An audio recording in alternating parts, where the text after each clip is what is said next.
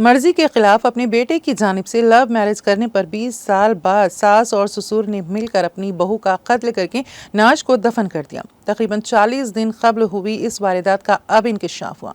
ये दिल दहला देने वाला वाक़या हैदराबाद के शमशाबाद में पेश आया। इंस्पेक्टर नरेंद्र रेड्डी ने बताया है कि शमशाबाद मंडल के राजम्मापुर टांडा से ताल्लुक़ रखने वाली 38 साला डोडी और उसी टांडे के रहने वाले सुरेश ने 20 साल पहले लव मैरिज की थी।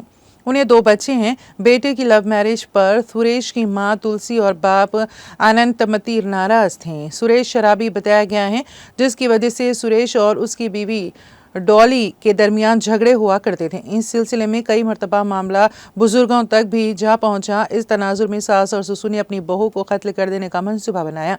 माह नवंबर 2024 में उसे फ़ोन करके 7 एम्ब्राई इलाके में बुलाया गया और मंसूबाबंद तरीके से सुनसान मुकाम पर ले जाकर शराब में चूहे मारने की दवा मिलाकर डॉली को पिला दी गई, जिसके साथ ही डॉली पर गशी तारी हो गई। सास ने अपने भाई और शौहर के साथ मिलकर पत्थर से हमला करके बहू का कत्ल कर दिया और नाश को दफन कर दिया गया। डॉली के लापता होने पर सुरेश ने पुलिस से शिकायत की और 14 नवंबर को मुकदमा दर्ज किया गया।